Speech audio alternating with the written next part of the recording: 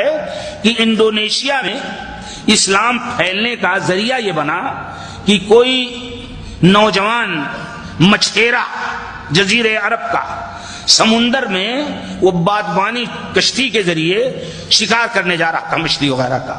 اتفاق سے طوفان آیا اور وہ طوفان اس کی بادبانی کشتی کو گھسیٹ لے گیا دوسری طرف, اور گھسٹتے ہوئے تیرتے ہوئے وہ انڈونیشیا میں پہنچ گئی. نہ وہاں کی زبان سے واقف, نہ وہاں کے حالات سے واقف, نہ وہاں کا کوئی رشتہ دار, مگر وہ تھا مسلمان, وہ تھا عرب, وہ تھا قرآن کا سمجھنے والا, وہ تھا حدیث رسول کا سمجھنے والا, اور سمجھنے ہی والا نہیں, قرآن و حدیث پر عمل کرنے والا تھا. اس لیے وہ آگ لگی ہوئی تھی اس کے دل میں کہ یہ قرآن و حدیث کیسے پھیلائیں.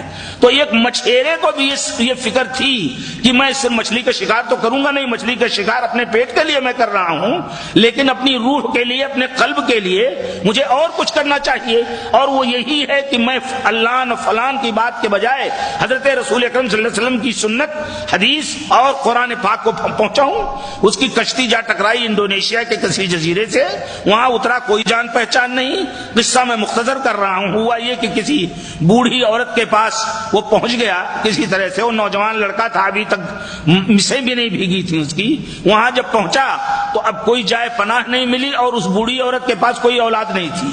اسے بڑی خوشی ہوئی کہ ایک خوبصورت سا لڑکا نوجوان, ابھی مسیں بھی نہیں بھیگی ہیں, آ گیا بہتا بہادا, چلو میرے لیے سہارا بن جائے گا. چنانچہ اس کے ہاں رہنے لگا. وہاں انڈونیشیا میں ایک بڑی خطرناک صورت تھی جو معاف فرمائیے کہ اب مسلمانوں میں بھی آ گئی ہے, ہندوؤں کے بجائے اور بت پرستوں کے بجائے ان توحید کے دائیوں کے پاس بھی آ گئی ہے, وہ ہے پیر پرستی. وہاں جب پہنچا تو پتہ چلا کہ سمندر میں جوار بھاٹا آتا ہے, تو جب سمندر کا سیلاب اونچا آتا ہے تو اسے صحیح کرنے کے لیے, تاکہ لوگ سیلاب کی مصیبتوں سے بچ سکیں, ایک لڑکی کوئی اس پر قربان کر دی جاتی ہے تاکہ سمندر کا طوفان ختم ہو جائے. اس کی تربیت ہوئی تھی اس ماحول میں, عربوں کے ماحول میں, قرآن کے ماحول میں, حدیث کے ماحول میں. اس قسم کی افواہات اور خرافات سے اسے کیا مطلب, حیرت زدہ رہ گیا.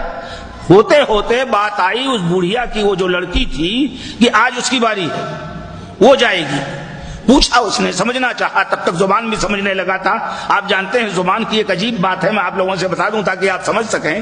جب تک آپ یہاں اپنی مقامی زبان بولتے رہیں گے, بنگلہ, پنجابی, ہندی اور اسی طریقے سے برج بھاشا جو بھی, تب تک آپ کو عربی نہیں آئے گی. اب اگر آپ بیٹھ کر کے عربی ہی بولیں تو دھیرے دھیرے دھیرے دھیرے عربی کا ذوق ہو جائے گا. جہاں بھی آدمی جاتا ہے ضروریات اس کو بتا دیتی ہیں, تو وہاں رفتہ رفتہ وہاں کی زبان بھی اس کو سمجھ میں آنے لگی. پتا چلا, روتی تھی بڑھیا, تو پتا چلا اس کو کہ پوچھا اس نے, آپ کیوں رو رہی ہیں؟ اس نے پوری کہانی بتائی کہ آج کل میری لڑکی کی باری ہے, اور میرے پاس ایک ہی لڑکی ہے بیٹا. لڑکے کو ذہین بچہ تھا, وہ سمجھ گیا کہ کوئی بہت بڑی چال ہے, بہت بڑی غلط حرکت ہے. چنانچہ اس لڑکے نے کہا کہ اماں میں ایک قربانی دینا چاہتا ہوں. کہا وہ کیا بیٹے؟ کہا میں اپنی بہن کا لباس پہن کے اسی شکل میں, ابھی میں اپنا چہرہ, اپنا مہرہ اپنی اس طرح سے بنا کے میں چاہتا ہوں کہ جب پروہت آئیں تو مجھے لے جائیں. کہا بیٹا میں تو بیٹی کو رو رہی تھی, اور اب میں بیٹے کو بھی کھو دوں, میری بیٹی جانے دو, تم بیٹے تو مل گئے ہو. بیٹا ہمیشہ بظاہر چاہے کتنا بھی نافرمان ہو, لیکن ماں باپ کا سب سے لاڈلا ہوتا ہے.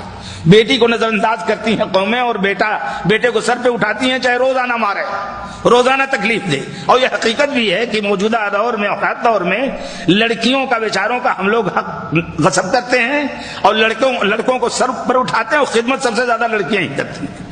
بہرحال اسے تکلیف ہوئی, لیکن لڑکا ضدی تھا, عرب تھا. کہا نہیں ماں مجھے جانے دو. تیاری کی اس نے, کپڑا ہر چیز. جب پروہت آئے لینے تو وہ چلتا بنا. اب وہاں جب پہنچا تو اس نے اپنی آنکھیں بند نہیں رکھی, اس لیے کہ کوئی غلط قسم کی عقیدت تقدیس کی, یہ پیر صاحب ہیں, لہذا ان کی ہر بات جائز ہے. ہماری لڑکیاں بھی ان سے مساوا کریں, ان کے سر پر ہاتھ پھیریں, لڑکیاں بھی ان کی تنہائی کے کمرے میں جائیں. اس قسم کی چیز نہیں تھی. عرب آزاد تھے. اللہ کے رسول صلی اللہ علیہ وسلم نے فرمایا تھا کہ کوئی اجنبی مرد کسی اجنبی عورت سے مساوا نہ کرے. ان ساری قدروں سے واقف تھا, تو ہر طرف وہ نظر رکھے ہوئے تھا کہ ہے کیا قصہ. لے کر کے گئے. میں بہت مختصر کر رہا ہوں اس واقعے کو, لیکن میں چاہتا ہوں کہ سمجھیں آپ کہ اسلام کیسے پہنچا اور کیوں پہنچا اور کیا صورت ہوئی. تو جب وہاں اندر پہنچا تہخانے میں لے گئے تو تہخانے میں وہ اپنے پاس کوئی چھری چھپا کر کے ایک لیتا گیا تھا، کیونکہ عرب شکاری، وہ بھی شکار کرنے گیا تھا تو ظاہر تیاری تو کچھ ہوگی. ہم عجیب ہیں کہ ہمارے سارے ہتھیار چھن چکے ہیں ہم سے، علم کا، عقیدے کا، فکر کا، سب. تو وہاں پہنچا وہ، اور وہاں اندر اب ایک طرف سے لے کر کے گئے آخری پروہت کے کمرے میں، وہاں پہنچایا. اب پہنچنے کے تھوڑی ہی دیر کے بعد شراب وغیرہ کا دور اس نے شروع کیا پروہت نے. اس نے نہایت خوبصورتی کے ساتھ جلدی سے جھٹکا دیا اور جھٹکا دے کر کے اس پروہت کو صاف کر دیا اور گردن کاٹ کر کے اپنے ایک رسی میں اپنے گردن میں لٹکا لیا. اور پھر اس کے بعد وہاں سے چلتے ہوئے تلاش کرتے کرتے آخری تہخانے میں پہنچا جہاں پوری لڑکیاں بھری ہوئی تھیں، وہی لڑکیاں جن کو قربانی کے نام سے لے جاتے تھے، اور وہی لڑکیاں پورے طور پر ان کی ہوس کا نشانہ تھی، ہوس کا نشانہ. چنانچہ وہاں جا کر کے اس نے کہا یہ دیکھو یہ پروہت جس نے تمہیں اپنے ہوس کا نشانہ بنایا ہے، اس کو میں نے ختم کر دیا ہے اور تم لوگ بھاگو، نکلو یہاں سے. نکالا اس نے. پھر بادشاہ کے دربار میں بات آئی اور پھر صورتحال پہنچی. نتیجہ یہ ہوا کہ اس جزیرے کا بادشاہ بھی مسلمان ہو گیا اس کی اس کوشش سے. اور پھر انڈونیشیا، آپ جانتے ہیں اس وقت مسلم آبادی سب سے زیادہ پوری دنیا میں سب سے زیادہ ہندوستان میں ہے، اور دوسرے نمبر پر انڈونیشیا ہے، تیسرے نمبر پر پاکستان یا بنگلہ دیش ہوگا. تو اب وہ پورا انڈونیشیا. یہ اور بات ہے کہ بعد میں خرافات اور پیروں کا نظام پھیلا تو وہاں بھی انڈونیشیا میں بھی مصیبتیں آئیں. تو ایک مچھیرے کو یہ شوق تھا اسلام پہنچے، ایک مچھیرے کے اندر یہ جذبہ تھا. وہ سمجھ رہا تھا کہ اللہ کے رسول نے فرمایا بلغوا انی ولو آیا، ایک بات بھی تمہیں معلوم ہو تو پہنچاؤ. وہ سمجھ رہا تھا پورے طور پر کہ اللہ کے رسول صلی اللہ علیہ وسلم نے فرمایا ہے کہ کوئی بھی اینٹ پتھر کا گھر ہو یا اون کا گھر ہو یا کپڑے کا کوئی خیمہ ہو، اس میں اسلام ضرور پھیلے گا. وہ چاہتا تھا اور اس دور کے سارے جوان چاہتے تھے کہ اس طرح اسلام پھیلے. تو صحابہ کرام نے وہ وتیرہ اپنایا.